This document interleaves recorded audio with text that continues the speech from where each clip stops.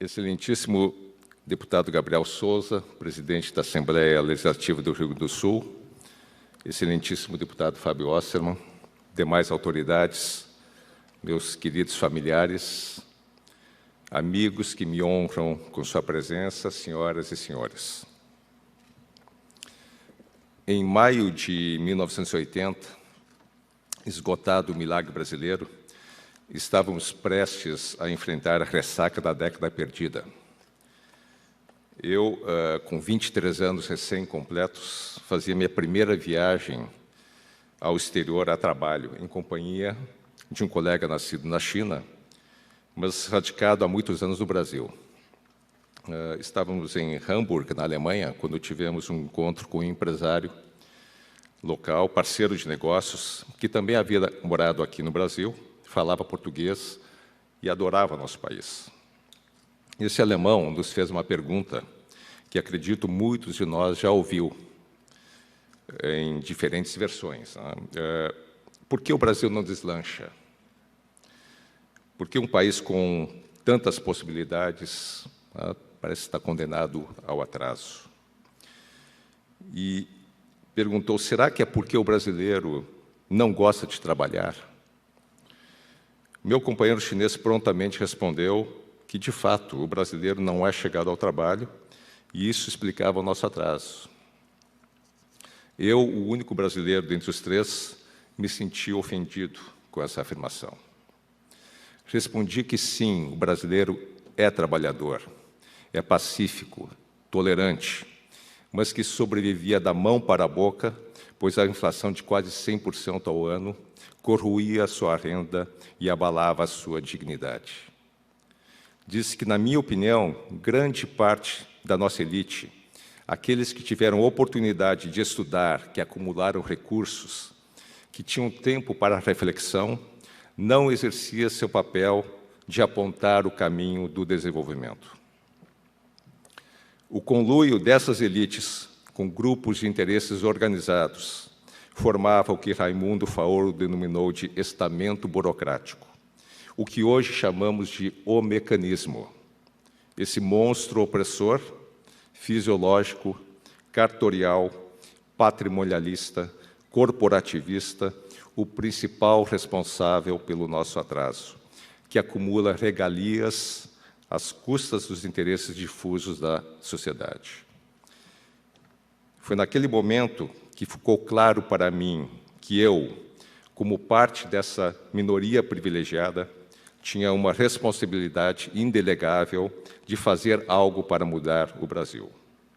E foi esse senso de responsabilidade que me levou, em 1984, com a ajuda de amigos, a fundar o Instituto de Estudos Empresariais, com o objetivo de formar lideranças comprometidas com o ideal da liberdade e do Estado de Direito. Já tinha a convicção de que somente com instituições virtuosas e fortes o Brasil teria a chance de se tornar desenvolvido. Que instituições fortes são fruto do concerto de elites competentes e esclarecidas. E que era imprescindível e urgente preparar novas gerações de líderes identificados com as ideias de liberdade com responsabilidade, o império da lei e a economia de mercado. Aprendi também que liderar não é fazer a vontade dos liderados, ser popular e agradar a todos. Liderar significa apontar a direção certa, criar condições para que as pessoas floresçam, empoderar e permitir que cada um prospere e seja feliz à sua maneira, e ser um exemplo.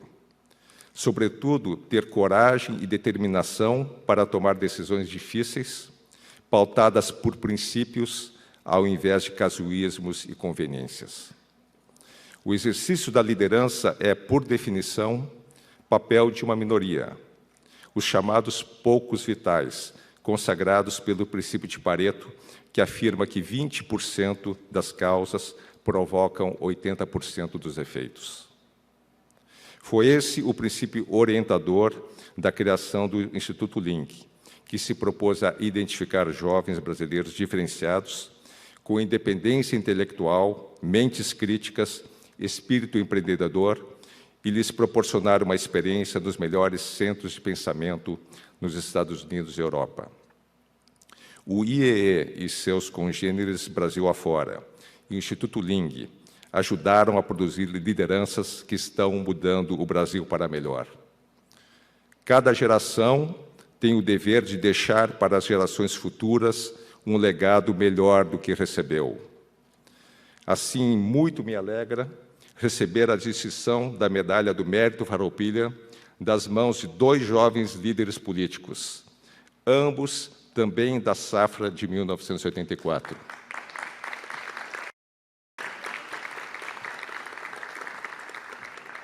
Política não é a arte do possível.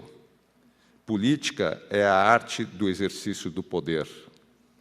E a boa política, aquela que transforma políticos em estadistas, exerce o poder para fazer o certo, o justo e o verdadeiro.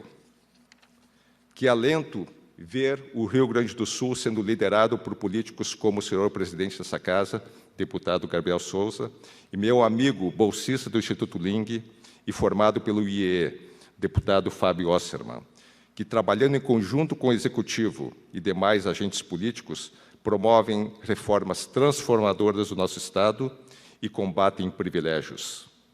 Vocês são a esperança de que é possível mudar. O propósito que me move é o de ver replicadas em nosso Estado e no Brasil as práticas que o filósofo Karl Popper definiu como características de uma sociedade aberta, na qual o nível de desenvolvimento humano é diretamente proporcional ao respeito aos direitos e liberdades dos indivíduos, à qualidade das instituições, à observância da responsabilidade individual com imputabilidade, à disseminação do conhecimento acumulado, à transparência e à colaboração entre as pessoas. A confiança é o sentimento que mais contribui para a existência de uma sociedade aberta, pois, ao reduzir o medo e a incerteza, aproxima as pessoas e favorece a cooperação. Os seres humanos dependem um dos outros para sobreviverem.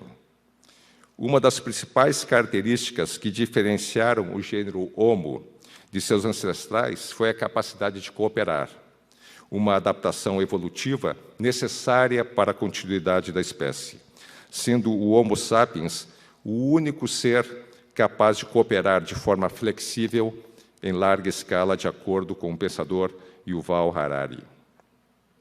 Assim, ao longo da história, sociedades com fortes laços de confiança e cooperativas são as que mais progridem social e economicamente. A confiança é o ethos que permite a união de pessoas através de relacionamentos saudáveis, solidários e com propósito. É o valor fundamental que pautou minha trajetória, a base da cultura que forjou a empresa da minha família, a Évora, que atua em 14 países de forma totalmente descentralizada e autônoma.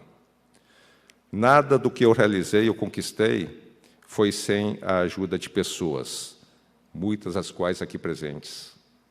Se eu tive sucesso, é porque sempre procurei estar cercado de gente que tem em comum 2 coisas.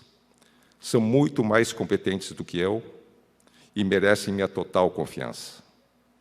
Receber essa medalha é um orgulho que compartilho com todos vocês, que enriquecem a minha vida e me ajudaram a me tornar quem eu sou. Por fim, gostaria de fazer uma reflexão sobre filantropia. Acho importante distinguir filantropia de caridade. A caridade resulta da compaixão e se manifesta através de doações ou voluntariado pontuais, para diminuir o sofrimento de alguém com um cunho assistencialista. O conceito de filantropia é mais amplo, visa realizar investimentos que promovam mudanças estruturais, duradouras, em benefício de uma comunidade. Isso exige esforço maior, definir propósito, ter um plano sustentável, recursos, governança e gestão. No Brasil, predomina a ideia de que projetos sem fins lucrativos em educação, saúde e cultura são deveres do setor público. Aqui prevalece a ética do cada um por si e o Estado por todos. A ética que inspirou a criação do Instituto Ling, dos nossos programas de bolsas de estudos, do apoio aos 2 principais hospitais do nosso Estado e do nosso Centro Cultural, é a da virtude da cortesia de Confúcio, que diz que a genuína cortesia é a que sugere reciprocidade, pois não é cortês receber sem dar, nem dar sem receber. A ética da reciprocidade é a que rege o comércio, as trocas, que permite o convívio entre pessoas. Não faças aos outros aquilo que não queres que façam a ti, é a regra de prata da reciprocidade e que permitiu o início do processo civilizatório. Atribui-se também a Confúcio a regra de ouro, que nos ensina a tratar os outros como queremos ser tratados. Ou melhor ainda, tratar os outros como eles gostariam de ser tratados. Essa é a ética que nos move, juntamente com a ética da responsabilidade, segundo a qual, na medida em que temos tempo e recursos, devemos dar nossa parcela de contribuição para construir um mundo melhor. Não estaremos bem seguros se as pessoas que estiverem ao nosso redor não estiverem bem e seguras. Cada um de nós é responsável pelas suas escolhas.